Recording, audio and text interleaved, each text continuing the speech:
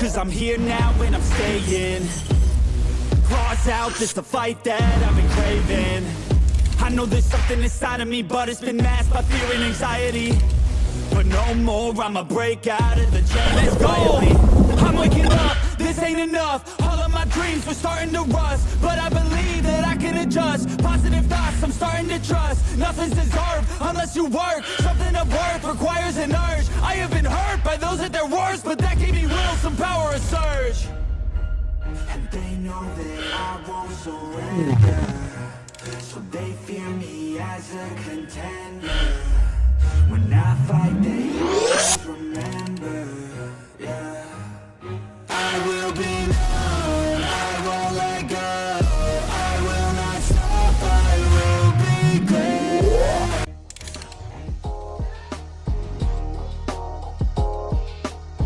Hello, welcome in to another edition of Overtime Arkansas.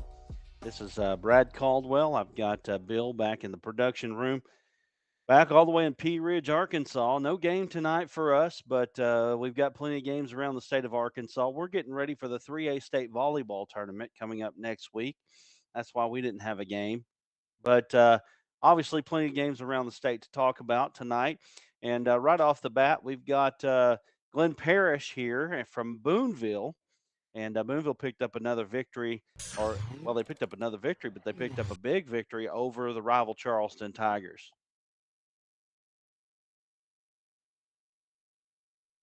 You waiting on me? Yeah, I got you. Okay. Yeah, it was. There's nothing easy about it. It was, we had some special teams issues. Right out the gate, we took the opening kick and it went. Never seen this. I've covered I don't know how many games. Kicked it straight at one of our kids and hit him. Went straight up in the air. Charleston recovered it. And we forced them into 3 and out. We're driving, fumble. That kind of set up a whole messy first half. Charleston did go. They went and took the lead on a 27-yard pass from Huck to Reese Mariska. It's on a 4th down. Coach Crowley was trying to get a timeout and waited about a half second too long, and they wouldn't give him the timeout, and the kid was open. Anyways, it's 6-0. We jump off sides on the PAT, so they go for 2. It's 8-0.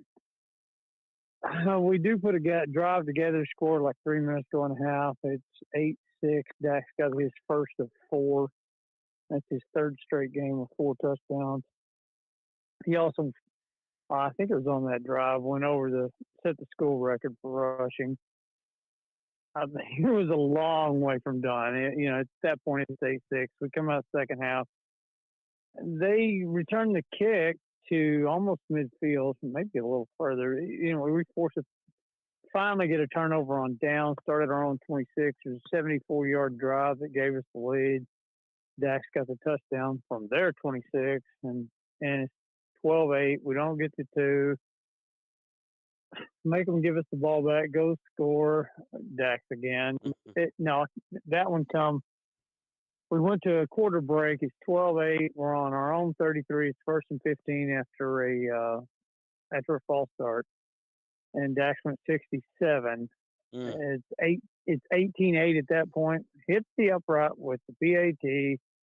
Coaches, special teams were not our friend tonight. Make them give us the ball back. They've got a 4th and I think it was 14, maybe 13, or maybe 15. Anyway, the pass was 1 yard short. We take over, and we're trying, at this point, it's 18-8. First downs are the thing, but right now it's 2nd and long, and we pitch the ball to Dylan Todd, who has not carried the football this season. He went 42. Man. Crosses midfield. Dax scores from the 38, and now it's 25-8.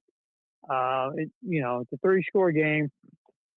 They take advantage of. There was a pass. It was a well-thrown ball from Huck, and who is their backup? And they tack on 15 for a roughing the passer penalty that It was rough. I'll put it that way. But I don't know if there's anything malicious about it. But I Yeah. guarantee he feels it tomorrow.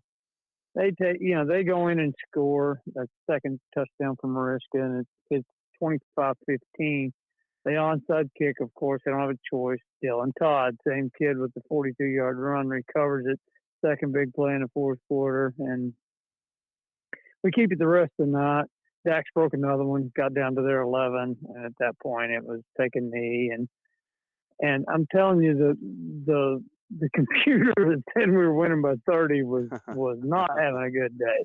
Well, And I think that was posted everywhere in yeah. South Franklin, Oh, Franklin County. I don't But doubt it. I don't doubt it. Well, I let me say this on the computer. I don't post the computer stuff, but I that wasn't shooting it at yeah. you. Yeah, that I don't post the computer stuff there. So anyway, but You there?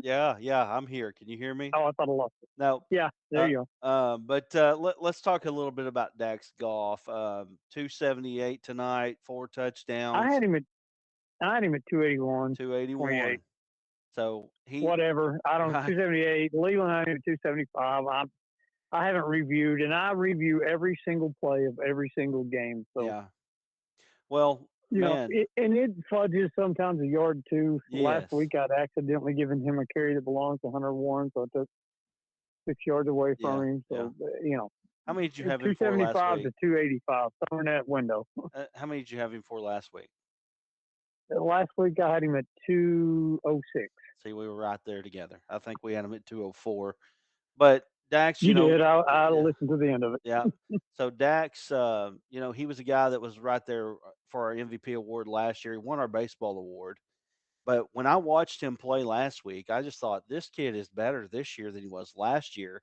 And he runs so violently. The one guy that he reminds me of, and I know this is the high school level, but he really the style of his running reminds me of Adrian Peterson a lot. I mean, the kid just runs so violently, and he's so much bigger and faster than everybody else. You don't want to get in front of him I don't see too many that would want to get in front of him. But anyway, tell me a little bit about his season and just what you've seen out of him because you get to see him every week. That's 3 straight 4 touchdown games. I mean, and the Greenland game, shout out to Cedarville. I cannot believe they. Anyway, he had 4 against Greenland on like 5 or 6 carries. So, and then he has 4 against Mansfield, and he has 4 tonight, and these 4 are legendary. Right. He's at 13 for the year. He blew by the school record, and Brandon Ray is revered, and he's like 200 passing now, and his touchdown count is in the mid 60s. I want to say 66 for the career. I'd have to do some quick math in my head, and I don't want to, but it's 65, 66. School record 76. Wow. I didn't think it was approachable, but Right. you keep going for a game, and Absolutely. he Absolutely. he had an interception the last play of the half. They didn't have a choice. They had to throw it deep, and he overthrew it, and Dax picked it at the 4, and I went, yeah, that's not the guy you probably wanted to throw it to, and he got it back to like the 40 before Right. Huck ran him out of bounds. So there's nothing. He had one, looked to be like it might be a decent punt return, but we had a hold on it, and there isn't anything he doesn't do well. Right. All around Harding's athlete. getting a steal, and that's all there is to it. Right. Right. It seems to fit in Harding very well, that style of offense that they have. And, you're talking about a By kid. my count, he's at 45. Again, I haven't reviewed this one play by play, but 45-70. I mean, he's the 4th 4,000-yard rusher in the history of this school. And by the way, that's all we do.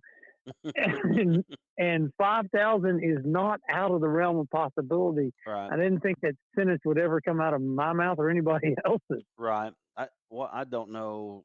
Off the top of my head, I don't know where that ranks him statewide, but I mean, you're gonna, Oh, it's way down. yeah. Shabazz was like 9,000 or some Good Lord. ungodly, unapproachable number. Right, right. Go Google Shabazz and watch some Oh, of his oh, highlights. He's a freak.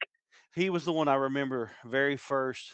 Growing up as a kid, I remember him. But I know there's going to be a And lot of people that talk about Dak's golf. even the Dupree kid down at Malvern Yeah, has got to be. He had almost three last year, I think, he and the kid did. at EPC last year had He did have three almost last year. three. Well, So Glenn, I mean, we do distribute the football. well, you guys do have some guys. There's no doubt about that. The Ray kid, what's the status on him right now? He didn't play tonight. I don't going forward. I don't know. We used a backup fullback, the sophomore Hunter Warren. Yeah. Kind of ironic. His last junior high game was on that field and he gained like 190 yards. But tonight, let me pull him up. He had he didn't have a bad night. He just they were come on iPad, not working fast enough to suit me.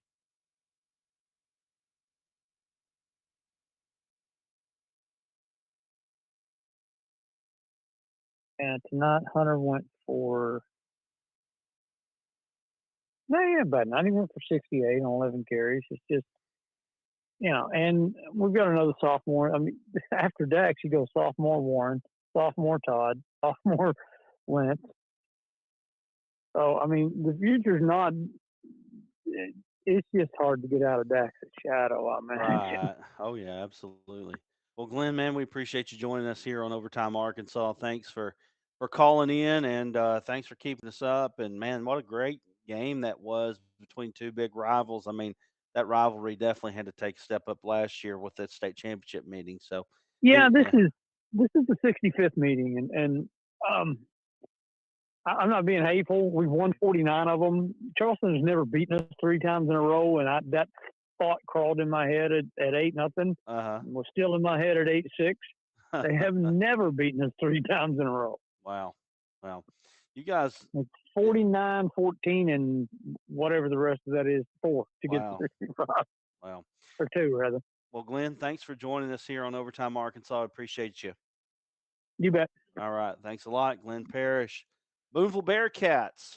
Man, another big victory over there it was in South Franklin County, but Boonville's in Logan County. So, anyway, but let's go, Bill. Let's go to our main scoreboard tonight, and we'll get that up here in just a moment as Bill pulling that up. And man, what a night of football we had! We've had some craziness happen tonight.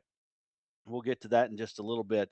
Bryant picks up a win over Cabot 35-17. We've got highlights of that we'll show you in just a moment. Uh, Harmony Grove of Ouachita County picks up a massive victory against Fordyce. Fordyce team can't quite figure out, but Fordyce and that in Harmony Grove was an absolute shootout. 3 touchdowns in the final 3 minutes of the ball game, and a failed 2-point conversion is what the difference in the ball game or number 5 Harmony Grove in the 3A stays. On the victorious side of things with the 29-28 victory, Mills picks up a victory over Robinson, and they were shorthanded tonight. It's a big feather in their cap tonight with the victory there over Robinson. Hot Springs beats Arkansas High. I really want to call them Texarkana. Really, really bad. Uh, they win 50-14. Hot Springs, they've really the only blemish they have is to a really, really good Parkview team. And Hot Springs, Matt Contreras over there doing a great job. Warren picks up a 42-21 victory over Monticello. A little bit like that game last week, maybe not quite as close as it was against DeWitt, but Warren still picks up the victory 42-21. Folks down there in South Arkansas are saying they're the best team in 4A. You already heard about the Boonville Charleston ball game, 25-15. Valley View picks up a 31-21 victory over previously undefeated Southside. And Elkins picks up a 38-0 victory at Ozark. Elkins really, really tough in 4A. That was number 3 versus number 8 in 4A. And Elkins comes away with the victory. Let's go to a quick break, and when we come back, we'll have highlights of the Warren Monticello ball game. We'll also have Josh Martin on with us from Crossit. His Crossit Eagles pick up a 49-0 victory over Helena West Helena, and we'll have him on the line. He's going to talk a little bit about the 8-4A overall, as well as the Crossit victory. So we'll be back. Stay tuned with us. You're watching Overtime Arkansas right here on the Arkansas Sports Network. It's so hot, you're going to think my prices look like a mirage. Wrong. The prices on these trucks are the lowest prices ever. My trucks look different. Drink plenty of water and wipe your eyes. You're not going to believe these prices. Go to D3 Auto Sales on Facebook right now. Everyone tells you to think about the future, but we know there's growth in the journey. At ATU, we value this moment because here, nature becomes your classroom. So breathe it in. You've got this. Right here, right where you are. Focus on the now, because our focus is on your success.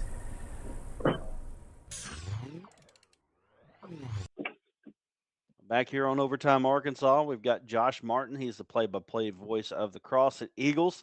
And we don't want to do a disservice to Crossit. They pick up a 49-0 victory over Helena West Helena. Tell us a little bit about that. But, Josh, we also got some 8-4A talk that we're going to get to. Well, our ball game with Helena West Helena was really over in the first quarter. We went up 35-0 in the first quarter. Taylor Pascal, who's been featured on y'all's Facebook page a couple of times this year, he went off in the first quarter. He had 3 catches for 143 yards, 2 touchdowns, and had a third called back off of that. And then he also had a punt return for 53 yards for a touchdown. So he touched the ball 4 times and found the end zone 3 of them. And that was pretty much how the game went. We didn't touch the ball at all in the third quarter with the running clock. And in the fourth quarter, quarterback Max Brooks just kind of threw one up. I thought he was throwing it out of the back of the end zone as he was flushed. And the way the ball game went for us tonight, we found a receiver in the back of the end zone and caught a touchdown pass on our only possession of the second half.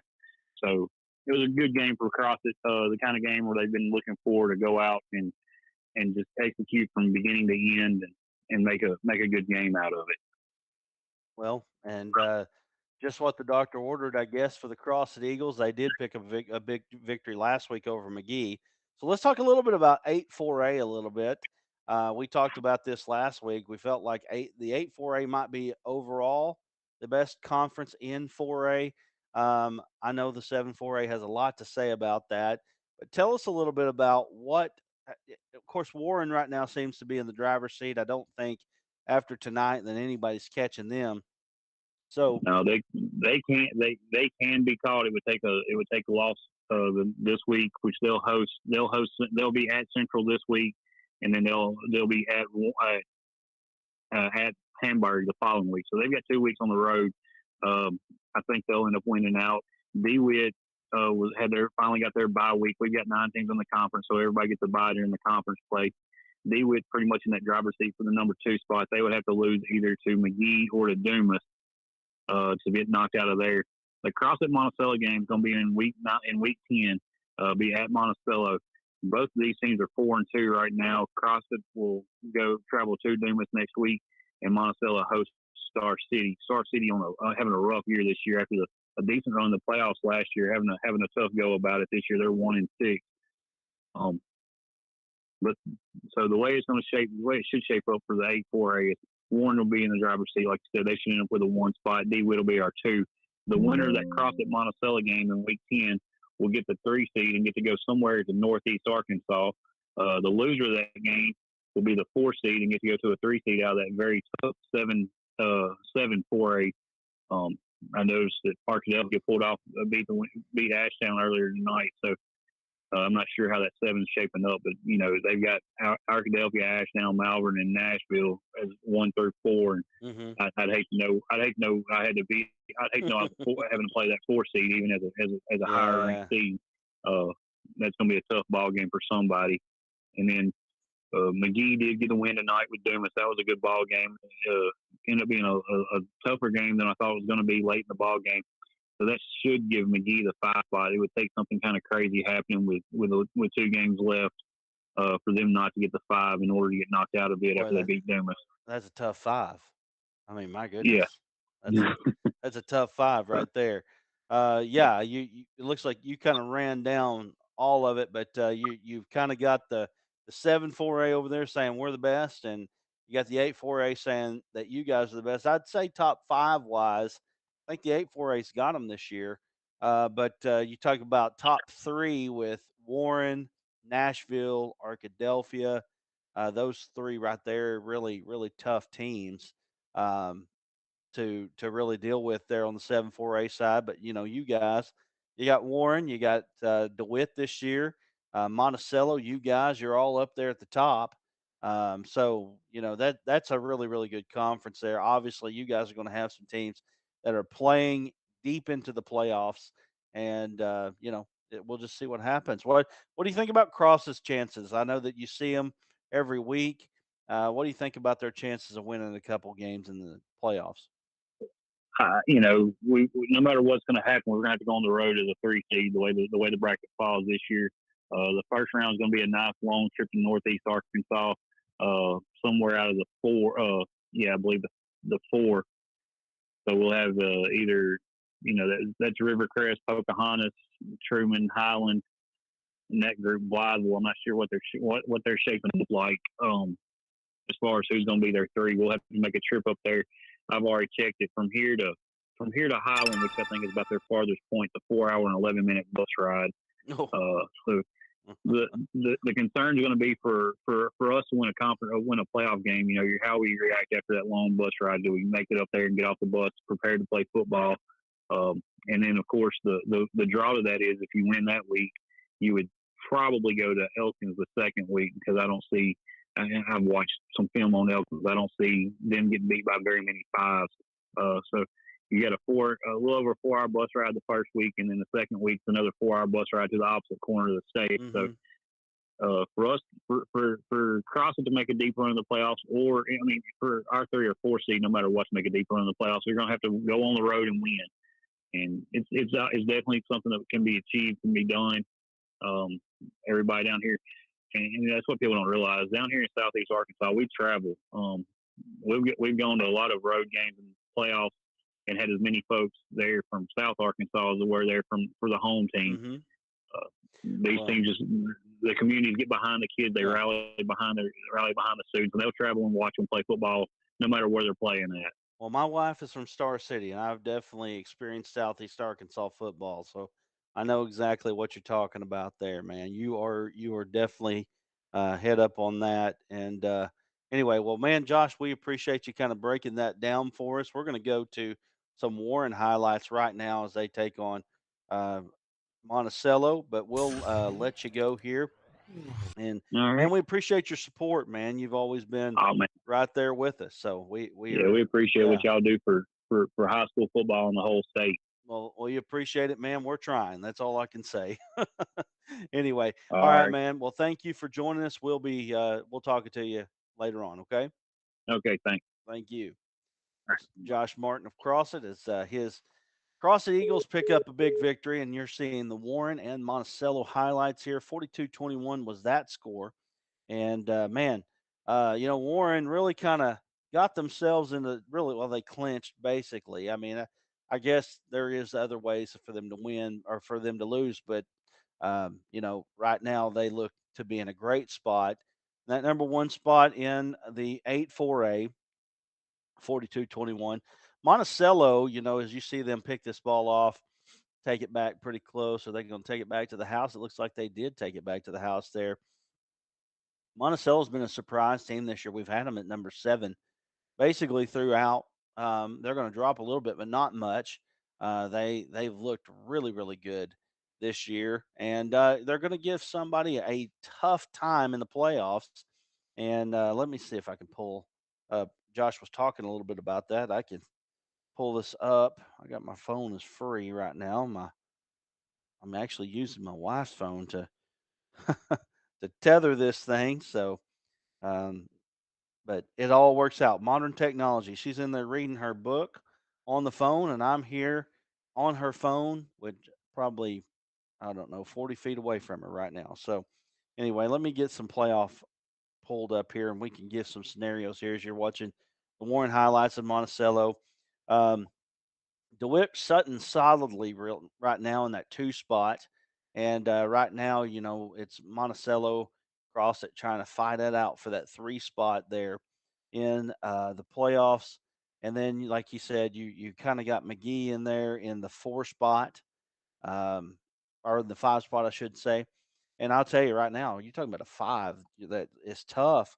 I mean, Monticello or McGee, I'm sorry, we had them ranked in our top 5 at one point. They're a very, very good football team. But anyway, Warren, they're Warren. They're always at the very top of it, and they're always doing well. And they're always a contender. Coach Bo Embry down there just does his thing. Let's go ahead and go to the 3A board now, Bill. And we're going to move on from the 4A, move into the 3A. You see Prescott, number 1 in the state, 27-0 over Smackover. Boonville takes a 25-15 victory over Charleston. Salem is idle at number 3. Hoxie 41-7. We got that one shaping up. Hoxie and Walnut Ridge. Looking forward to being up there in about 2 weeks. Arkansas Sports Network going to be at Hoxie in the Walnut Ridge game, which it looks like that one's going to be for a conference championship. Man, we're looking forward to being up there for that one. Also, we got a 2A game that night with Hazen and Carlisle. 2 groups, we're going to be out. So we're excited about doing those games right there. Hazen, Carlisle, and Hoxie and Walnut Ridge. Those are going to be fun games there. Let's see here. We got Junction City up winning over Hampton 49-6. Bismarck 61-0 over Danville. And we got Glenrose 63-0 over 2 Rivers.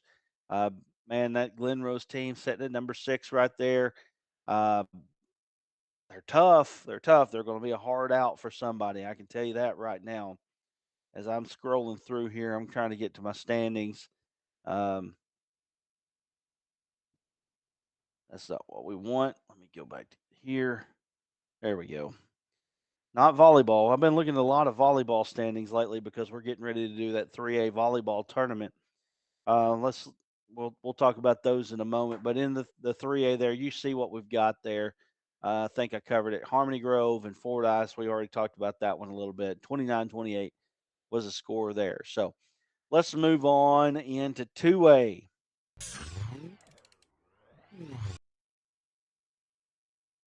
Mineral Springs still doing their thing. Mineral Springs, a 52-13 victory over Mount Ida. Carlisle, 55-21 victory over Baptist Prep.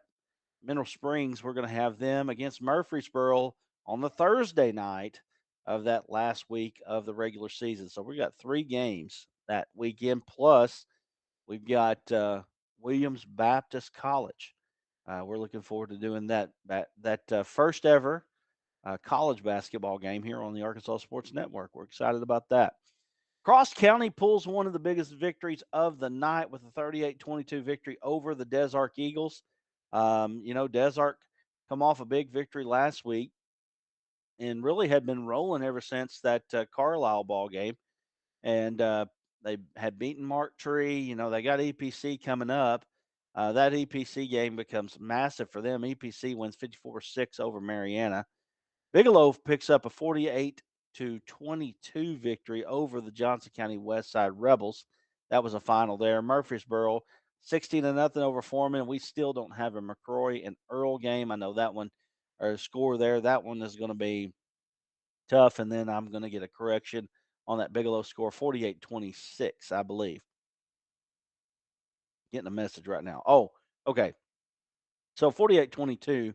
Bigelow over JC Westside, and then McCrory wins over Earl 48-26. So there you see the 2A scoreboard there. And let's go back up to 5A. Now, this might be the win of the night. We tried to get Coach J.R. Eldridge on here. Unfortunately, we weren't able to do it. But the Farmington Cardinals, a team that I think a lot of people expected quite a bit out of this year, they come out with a 31-28 victory over Shiloh Christian. Now, say what you want about it. Parkview is probably the class of 5A, but Shiloh was right up there with them, and Farmington beat them. and that was a massive victory there for Farmington. And let me just get a sneak peek here while I've got them up here. The 5A West, Shiloh 4-1 now, Alma 4-1, and Farmington 4-1. So Farmington got themselves right in the mix with that victory. Harrison at 3-2 and Pea Ridge at 2-3. So big time win for the Farmington Cardinals as they win 31-28 over Shiloh Christian. Probably the win of the night. Valley View wins over Southside. Southside was right there. They were moving up in our rankings, and you see the highlights here. The Valley View Blazers moved to 8-1. Their only loss to Harding Academy. Harding Academy, number one team in 4A.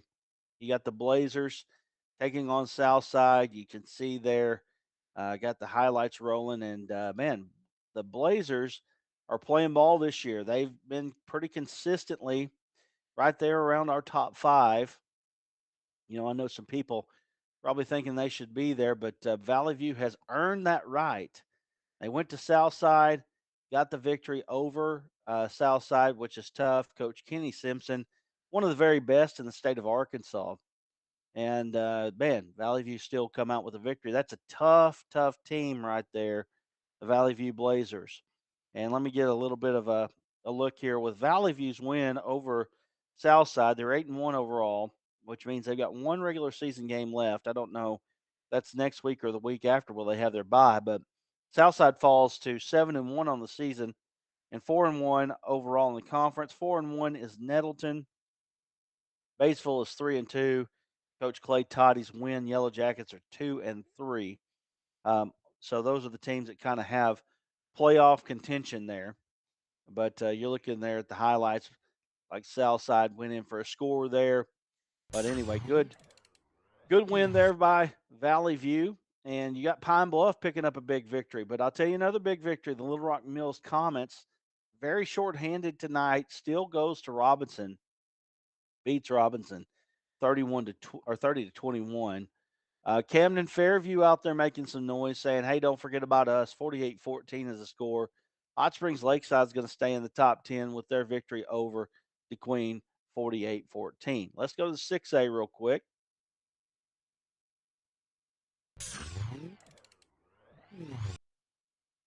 In the 6A, we've got Greenwood picking up a 56-20 victory over Russellville. Little Rock Christian 58-3 over the Van Buren Pointers. Pulaski Academy beats Greenbrier 42-31. Greenbrier drops their second straight. Russellville came back from a 17-0 deficit last week to beat them.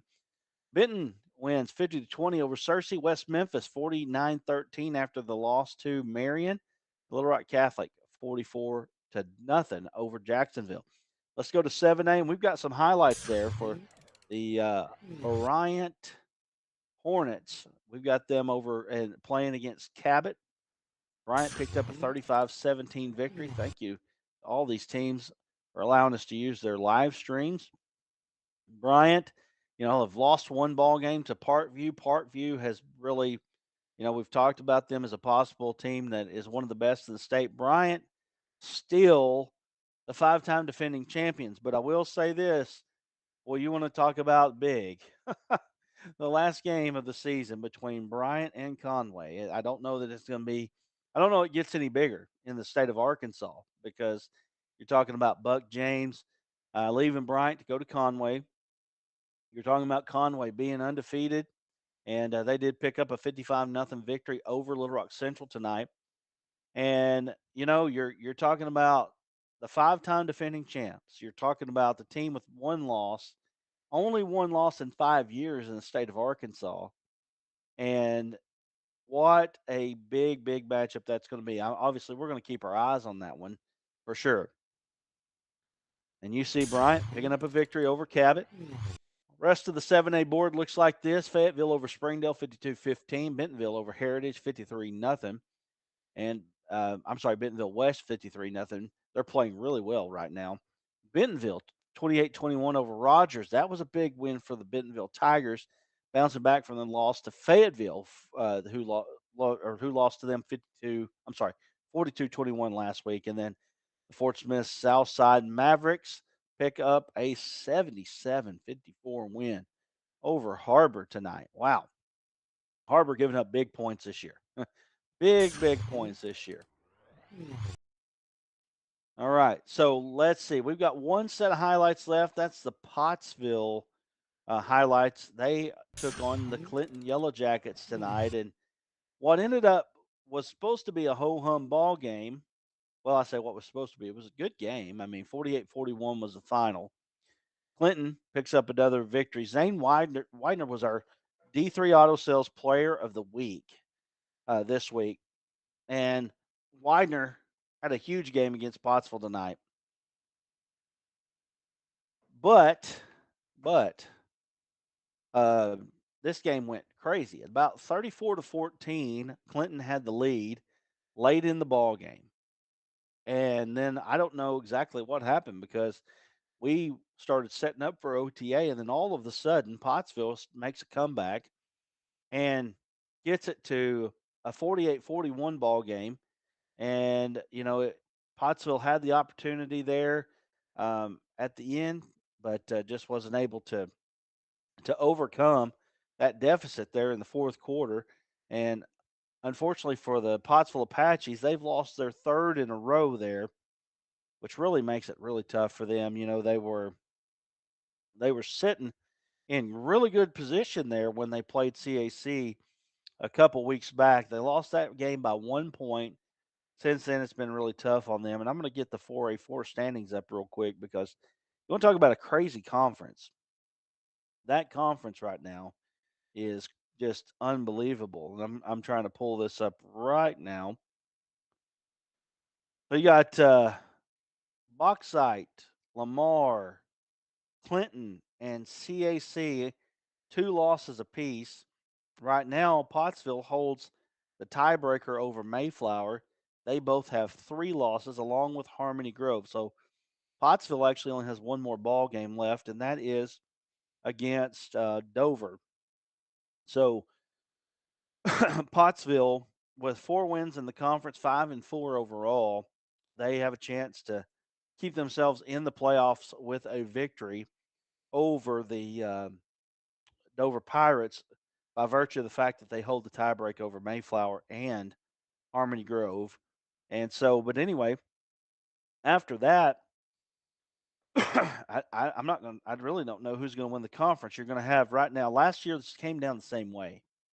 You had 4 teams that had 2 losses last year, and you have the same situation this year, where you got 4 teams with 2 losses. Down Bauxite, if they were to lose any more, they would fall behind Pottsville because Pottsville beat them earlier in the year, and it looks like Bauxite has Hall and Harmony Grove left on the schedule. So Bauxite's going to be fighting for their playoff lives, trying to stay ahead of Pottsville. Of course, this is all for seeding. You don't want to fall into those lower numbers for sure. But anyway, you see the Pottsville Clinton matchup there. You see Zane Widener, unbelievable player.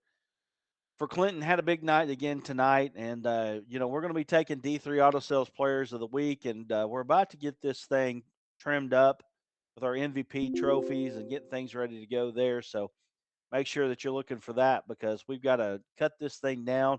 I think we're going to cut it down to about 30 players in the playoffs, and then we'll cut it down in the playoffs to 15 finalists, and then we'll vote on those 15.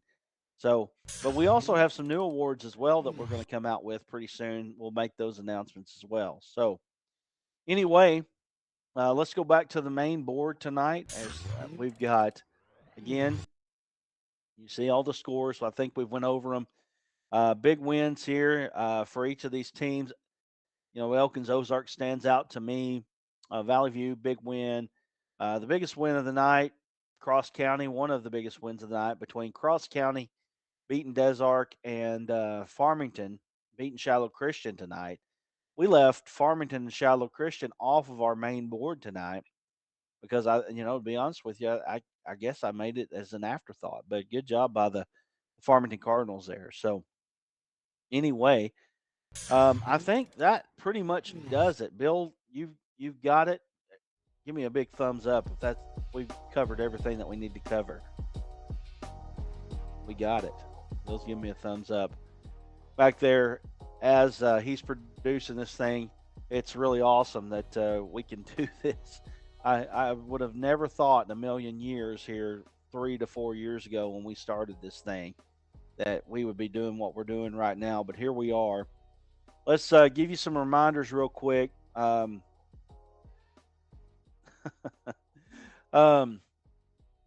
we got the 3A volleyball tournament next week, Tuesday through Thursday. You'll want to be a part of that state tournament. It's always fun to do state tournaments.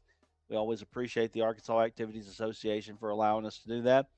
And then I went through all of the games that we've got coming up in the last week of the season. We're not going to do a football game again next week just because of the 3A state volleyball tournament. I think we're going to get you a nice looking bracket coming up here in just a moment.